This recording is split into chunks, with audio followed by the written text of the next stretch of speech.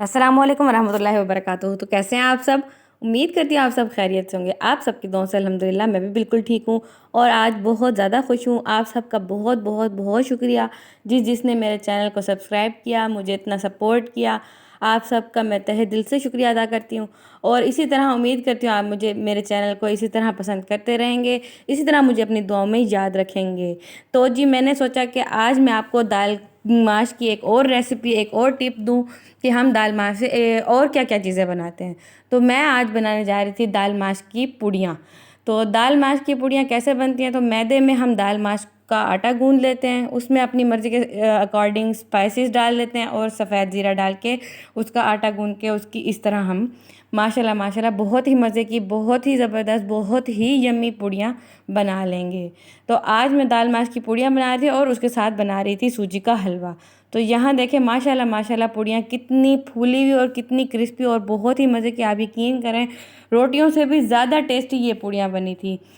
होती तो ये हेल्थ के लिए इतनी बेनिफिशियल नहीं है क्योंकि ये फ्राई होती हैं ज़्यादा ऑयल में, लेकिन कभी कभार चीटिंग तो चलती ही है ना। तो उसके लिए इस मौसम के हिसाब से ये बेहतरीन और बहुत ही यम्मी, बहुत ही टेस्टी नाश्ता है। तो आप कभी ज़रूर ट्राई कीजिएगा। इसकी रेसिपी भी बहुत आसान है। अगर आप चाहेंगे तो मैं, अगर आपकी पसंद है तो मैं आपको इंशाअल्लाह ताला इसका आटा गूंदने का भी तरीका दिखा दूँगी कि हम इसका आटा कैसे गूंदते हैं। आप मुझे कमेंट सेक्शन में ज़रूर बताइएगा क्योंकि एक माँ, एक बीवी जो है ना वो होती है ऑलराउंडर। घर में हर तरह के काम करने उसको आने चाहिए। तो एक ही चीज़ से देखिए हमने कितनी सारी चीज़ें बना ली, एक ही चीज़ को हमने कितने तरीक़ों से इस्तेमाल किया। माँ का काम ही यही होता है, एक बीवी का, एक औरत का काम ही यही है कि वो अपने घर वालों को जितना जिस तरीके से खुश कर सकती है वैसे खुश करे। और यहाँ आप देख सकते हैं माशाल्लाह माशाल्लाह दाल की पूड़ियाँ और सूजी का हलवा इतना टेस्टी और यम्मी हमारा अल्हम्दुलिल्लाह रेडी हो गया था। मैंने माशाल्लाह पूरे घर को ये पूड़ियाँ टेस्ट कराई और हलवा भी साथ उनको टेस्ट कराया। कुछ लोग पूड़ियाँ शौक़ से खाते हैं, कुछ नहीं खाते, तो उनके लिए इस तरह ऑमलेट और पराठे बनाए थे। और साथ में आपको पता है जब तक चाय ना हो तो नाश्ता तो पूरा होता ही नहीं है। और मौसम अब चेंज हो गया तो हम कोशिश करते हैं लस्सी कम बनाएं और दही का इस्तेमाल करें, इसलिए मैंने यहाँ पे दूध मलाई वाली दही बच्चों के लिए चीनी डाल के बना ली थी।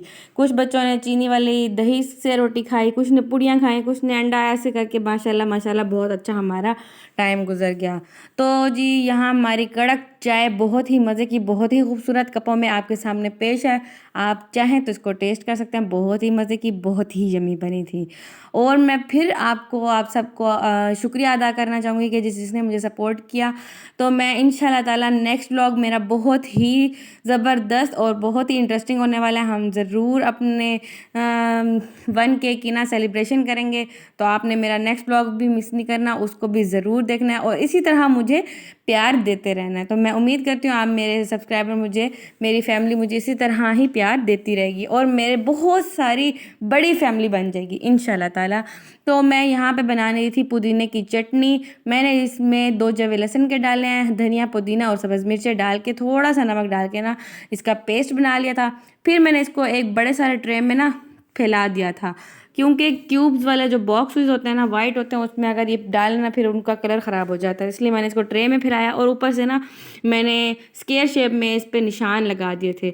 आप देखिएगा कि वो बाद में कितने प्यारे क्यूब बन जाते हैं। और साथ ही दोपहर का खाना बनने के लिए रख दिया था। आज हम खाने में बना रहे थे आलू गोश्त। तो मैंने कहा आपको दिखाऊं, मैं नॉर्मल स्पाइसेस डाल के इसमें मैंने गोश्त को पहले अच्छी तरह से गला लिया था और अब मैं गोश्त को भूनने के बाद इसमें आलू डाल के सब्ज़ मिर्चें डाल के भून लूँगी। अच्छी तरह से इनको भूनूंगी जब तक के सब्ज़ मिर्चों की खुशबू इसमें नहीं आ जाती और जो है स्पाइसेस वो आलूओं में ना उसके रच बस नहीं जाते। जैसे ही वो अच्छी तरीके से भून जाएंगे उसके बाद मैं अपनी ज़रूरत के अकॉर्डिंग इसमें पानी डाल के इसकी ग्रेवी बना लूँगी और आलूओं को गला लूँगी। उसके बाद थोड़ा सा गरम मसाला और सब्ज़ धनिया डाल के मैं इसको रेडी कर लूँगी। ये सब कुछ होता ही रहेगा। यहाँ देखें, आपको मैं हमेशा कहती हूँ मैं सब्ज़ मिर्चें भूनने के बाद ज़रूर निकाल लेती हूँ, वरना ये अपनी कड़वाहट छोड़ देते हैं और सालन बहुत ज़्यादा स्पाइसी हो जाता है तो सब लोग पसंद नहीं करते। और ये जो सब्ज़ मिर्चें होती हैं अगर आप सूखी रोटी के साथ इसी तरह खाली खा लें, आप यकीन करें इनका इतना मज़े का टेस्ट आता है ना। कभी आप ज़रूर ट्राई कीजिएगा कि भुनी में से ना सालन को भूनते वक्त सब्ज़ मिर्चें डाल दें। जब अच्छी तरह सालन भून जाए, घी निकल आए, तो आप उसके बाद जो है ना सब्ज़ मिर्चें निकाल के कभी सूखी रोटी के साथ या तंदूर की रोटी के साथ कभी टेस्ट कीजिएगा, आप यकीन करें आप मुझे दुआएँ भी देंगे और आपका दिल भी खुश होगा, आप उँगलियाँ चाटते रह जाएँगे। इसका इतना मज़े का टेस्ट होता है जिसको सब्ज़ मिर्चें पसंद है मेरी तरह। तो वरना तो कोई पसंद नहीं करेगा, लेकिन मुझे क्योंकि सब्ज़ मिर्चें बेहद पसंद है, मैं इसी तरह ही करती हूँ। मैं सालन से ज़्यादा सब्ज़ मिर्च से ही रोटी खा लेती हूँ। मुझे तो बहुत अच्छी लगती है। आप भी ज़रूर ट्राई कीजिएगा मेरी इस रेसिपी को। और उसके अलावा ये देखिए, मैंने आपको जैसे बताया था कि मैंने उनको स्क्वायर शेप में निशान लगा के ना पेस्ट को रख दिया था। तो ये देखिए इतने प्यारे बेहतरीन जैसे वो जमा ना, मैंने उसके फटाफट ये क्यूब्स तोड़ के ना सेपरेट कर लिए और अब मैं इसको ज़िप-लॉक में डाल के फ्रीज़ कर लूँगी। जब ज़रूरत पड़े आप एक ही क्यूब निकालें, बाउल में डालें और दही डाल के चटनी रेडी कर लें। तो जी यहाँ मैंने मंगवा के रखी हुई थी लहसुन और अदरक। तो लहसुन मेरे पास यहाँ देखें आधा किलो था, इसको हमने अच्छे से छील लिया था। इसमें पानी का एक कतरा भी नहीं होना चाहिए, एक घूंट पानी नहीं डालना। आप अच्छे से इसको ड्राई ड्राई छील लें। उसके बाद जग को भी बिल्कुल खुश्क रखें।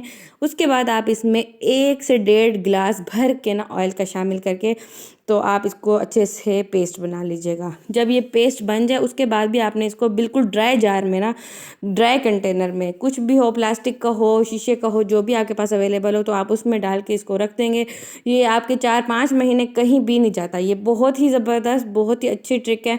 इस तरह अगर आप बनाएंगे तो ना ही लहसुन का कलर काला होता है, ना ही ये कभी इस पे फफूंदी वगैरह लगती है, कुछ भी नहीं होता। बेहतरीन फ्रेश ये आपको जब भी आप उठाएंगे ऐसे लगेगा ये अभी पेस्ट बनाया है। तो आप इसको बहुत सारी चीज़ों में इस्तेमाल कर सकते हैं। दाल को तड़का लगाने के लिए, और क्या कहते हैं, हम जैसे टिक्का बारबेक्यू वगैरह बनाते हैं, बाज़ औक़ात इमरजेंसी में बनाना पड़ जाता है, तो इस तरह ये टाइम सेविंग चीज़ है।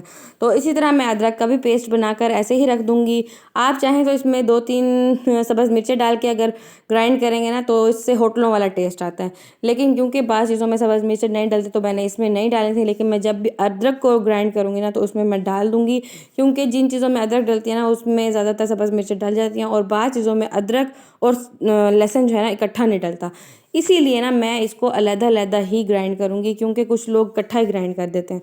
लेकिन मैं प्रेफ़र करूँगी कि आप अलग-अलग ही करें, ताकि वही बात कि कुछ चीज़ों में अदरक डलता है, कुछ में अदरक नहीं डलता, लेकिन लहसुन बहुत सारी चीज़ों में अकेला डलता है, तो इसलिए मैंने उसको सेपरेट किया और इस तरह इसको सेपरेट। और यहाँ देखें माशाल्लाह माशाल्लाह अदरक का पेस्ट भी बन के यहाँ हमारा अल्हम्दुलिल्लाह रेडी हो चुका था। तो मैं आपको बता रही हूँ ये 3 चीज़ें ऐसी हैं जो आप अगर 24 घंटे 12 महीने अपने घर में बना के रखें ना, तो आपका बहुत सारा टाइम बच सकता है इससे। ये दिखाने का और बताने का मकसद ये है कि ये टाइम सेविंग चीज़ें हैं। तो आप एक दिन लगा के ना इस पे, कि ये एक दिन लगता है, एक दिन में ये सारी चीज़ें बन जाती हैं आराम से। आप छील लें उनको, उसके बाद पेस्ट बना के और इस तरह ये चटनी बना के इस तरह आप रख दें, तो आप यकीन करें आप मुझे दुआएं देंगे। बहुत सारा आपका टाइम भी बचेगा। और बाज़ औक़ात जब अचानक से मेहमान आ जाता है और झटपट उनके आगे कुछ रखना होता है, तो उसके लिए भी ये बहुत ही बेनिफिशियल चीज़ें हैं तीनों। तो जी यहाँ ये सारी चीज़ें मैंने आपके सामने रेडी करके रख दी थी। मैं उम्मीद करती हूँ मेरा आज का छोटा सा और बहुत ही कीमती व्लॉग, कि मैंने आपको जो ये टिप्स बताई हैं, तो आपको ये पसंद आएंगी। अपनी दुआ में मुझे याद रखेंगे, अपना बहुत सारा ख्याल रखेंगे। ओके जी, अल्लाह हाफिज़।